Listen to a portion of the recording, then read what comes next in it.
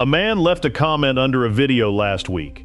He said he picked up something at Walmart with $9.97 printed on the shelf tag, carried it to the register, and watched it ring up at $29.97. $20 on one item between the aisle and the till. Now, I cannot check that man's receipt, and I am not going to pretend otherwise. But here is what I did check, and it is worth more to you than his story. There is a state in this country where, when that happens, the store owes you the difference back, plus a cash bonus on top of it, and hardly anybody ever claims it. The reason hardly anybody claims it is that we are all staring at the wrong thing. Every store in America is swapping its paper price tags for little gray screens, and the internet has decided those screens are coming for us. Tunnels, microchips, prices that climb while you walk the aisle. I went and checked all of it, and most of it falls apart the moment you touch it. Meanwhile, the actual money, the real money, is sitting in a gap you can only see if you know where to look. I am one of you. I am over 60, I am on the same fixed income, and I do my own shopping. Walt is the name, by the way. I checked these against the companies and the actual laws, not against a video somebody made to scare us. So I will tell you which fears are real, which ones are somebody farming your worry, and the two small habits that turn all of this from something being done to you into something you can catch. The bonus law is number 6. Get a pin for that one. So let us start with number 1, which is a promise the company has already made in public, whether it meant to or not. Walmart has said, in plain language, that its prices are the same for every shopper in a given store, no matter the demand, no matter the time of day, no matter who is standing there. And it went further. The company has said its digital label system does not allow prices to change during store hours because the price is locked in for the day. If a shopper sees a price change during the day, that is an error. Sit with that. If the tag says one thing when you pick it up and the register says another when you pay, then by their own words that is a mistake, and mistakes get corrected when somebody points at them. You are not arguing with policy at that desk. You are holding them to their own sentence. Now the catch, and it is a real one, that is a company describing its own machinery, and a company describing itself has never once been the same thing as a law, which is why the next one takes 10 seconds and covers you for the day that sentence is not enough. Number 2 is free, and almost nobody does it. Photograph the tag. Before the item goes in your cart, hold up your phone and take a picture of that little gray screen with the price on it. That is the whole thing. A paper tag was a physical object. If there was ever a disagreement, you could walk somebody back down the aisle and point at it. A screen can be changed. I am not saying it will be, I am saying it can. And a photograph carries a timestamp, which turns your memory into a record. The catch is that this is not worth doing for a can of beans, so save it for anything over about $20, anything on sale, and anything you are buying several of. Keep that phone out though, because the next one is a program half the internet still tells us to use, and it has been in the ground for years. That brings me to number 3, and I want to save you an afternoon. There was a thing called Savings Catcher.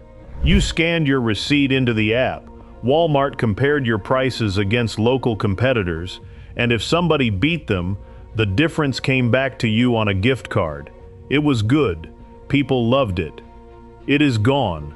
Walmart shut it down in May of 2019, and it has not come back. But it is still sitting on savings lists and in forum posts and in videos made this year. And I keep meeting people our age who are digging through the app looking for it and then blaming themselves when they cannot find it. You did not miss it. It is not there. That is the part of this job I take most seriously, telling you when a famous thing is dead, because a ghost eats the time you could have spent on the one lever that still works. Now, number 4 is that lever, and hardly anyone pulls it. Walmart stopped matching other stores' prices years ago. Walk in with a competitor's ad and you will be turned down, and that is not a rude cashier, that is the policy. But there is still a match that reportedly works, and it is Walmart against itself. If an item is cheaper on Walmart.com than it is on the shelf in front of you, you can carry that to the service desk before you check out and ask them to honor their own online price on the same exact item. Same brand, same size, same model.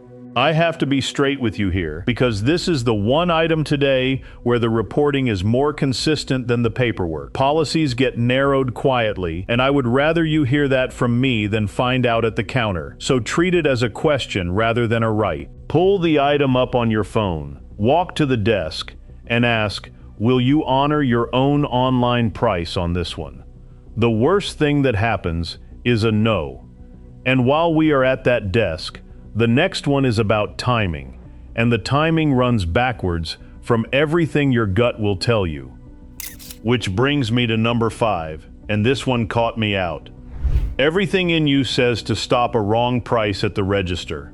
Halt the line, get it fixed, walk out clean. And for simply not overpaying, that instinct is correct. But there is a category of money that only comes into existence if you let the sale go through. I will show you why in about a minute, and it is the reason number 6 is worth more than everything else on this list put together. For now, just take the habit. Do not walk out and drop the receipt in the bag. Stand in the entryway for 1 minute, or sit in the car before you turn the key, and read it line by line against what you thought you were paying. That only works if you can still remember the shelf prices, of course, which is precisely why you photographed the tag back at number 2.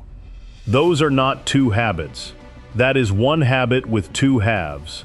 And now let me tell you what that receipt in your hand is actually worth. And here it is, number 6, the biggest money in this video, and it is money for their mistake.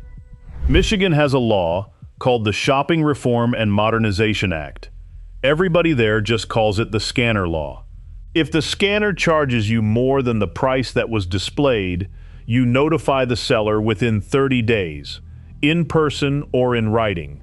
The seller has to refund you the difference.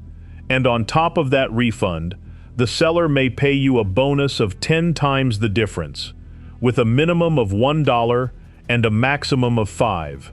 If they pay you neither, you can walk into small claims court yourself, with no lawyer, for your actual damages, or $250, whichever is greater, plus attorney fees, up to $300. Now here is the detail that trips up almost everyone, and it is why number 5 had to come first. If you catch the wrong price at the register and the clerk fixes it before you pay, you get the correct price and nothing else. No bonus. The sale has to be completed, and you have to be holding a receipt that shows the overcharge before that bonus exists at all. So the order matters more than the speed. Pay, then read, then go back. The limits are worth saying out loud. This is Michigan, not Washington, so it stops at the state line. Other states have their own pricing rules, and a few have nothing worth much. It is 1 bonus per item type, not per item on the receipt. And the word in the statute is may, not must, which is exactly why the small claims line at the end is the part with teeth. So look up your own state's pricing law by name before you count a penny of it. Before I get to the fears, one thing, and then I will not bring it up again. Everything I just gave you started as a note in a folder. Over the last year, that folder turned into a book, and my grandson sat with me for a lot of evenings getting it into shape, because I can find a state statute, but I cannot build a website to save my life. It is called the Senior Savings Handbook. Large print, because our eyes are what they are. It goes through this pricing business properly, and a great deal more that I could never fit into a video, and it is under $20, one time. The link is in the description or on screen now if you pause and use the QR code or visit my site. And I will say the quiet part plainly because you have earned that from me. When somebody picks that up, it is what lets me keep making these instead of doing something else with my afternoons. Right, back to it, because the next three are the ones you actually came here worried about. Number 7, and this is where nearly everything circulating gets it wrong. You have heard that states are racing to ban the digital price tags. That is not what happened.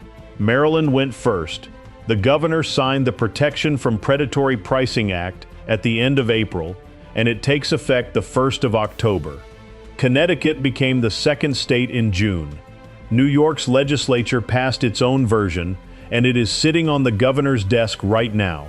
And Colorado's governor vetoed his state's bill outright, called it too broad, which should tell you this is not one long march in a single direction. But look at what Maryland actually banned. It banned charging you a different price than the person next to you based on your personal data. It did not ban the gray screens. It did not even stop a store from changing a price more than once in the same day. So if you have been waiting for a law to make those tags disappear, let that hope go. They are legal and they are permanent. Which takes us straight into the fear underneath all the others. Now, number 8, and I want to be careful because I could be proven wrong later. The fear is that a gallon of milk climbs at 5 in the afternoon because that is when everyone shops, and falls again at midnight when nobody does. Surge pricing on groceries, the way a car ride costs more in the rain. As of today, there is no evidence that is happening across American grocery stores. Walmart has denied it directly. Kroger has denied it. The academic work that went looking for it did not find it. And underneath the denial sits a plain business reason, which is that grocery margins are thin and the competition is vicious, so the first chain to visibly raise prices at dinner time would be handing its customers to the store across the road. Am I telling you it can never happen? No. The equipment to do it is now bolted to every shelf in the country, and I would be lying if I said that sat easy with me. What I am telling you is that a fear about next year is quietly stopping people from checking a receipt this week, and that is not an accident, which brings me to who profits from us being frightened. Which leaves number 9, and I will say this as kindly as I can because I know these stories are everywhere.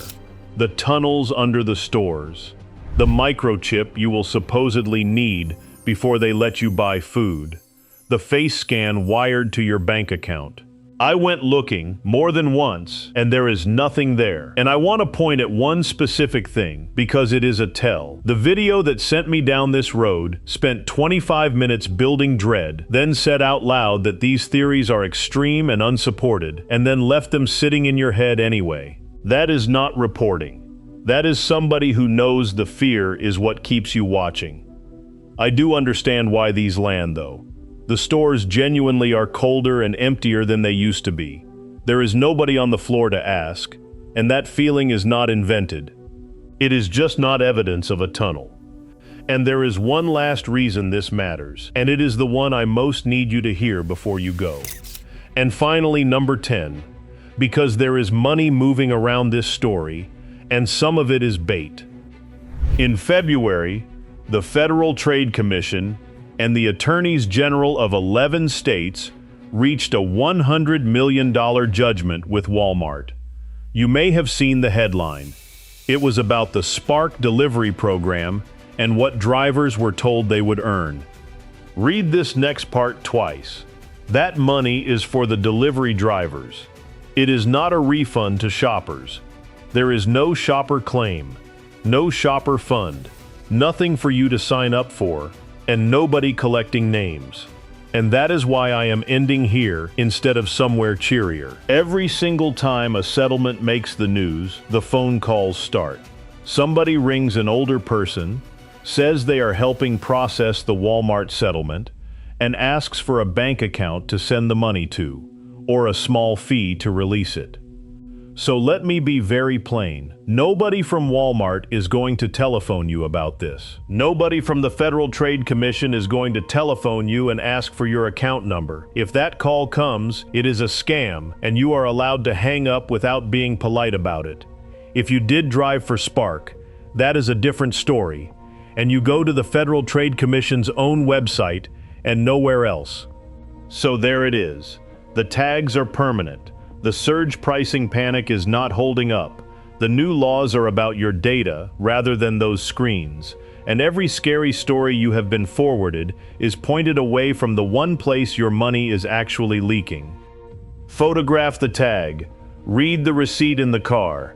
90 seconds, start to finish, and it is the only part of any of this you were ever going to control. Now do me one favor, and I would take it over a like any day. Send this to somebody over 60 who has been forwarding the frightening version, because they are the ones getting the phone calls. And tell me below what your Walmart looks like now. Gray screens yet, or is your store still on paper? And what town are you in? So we can keep building the map together.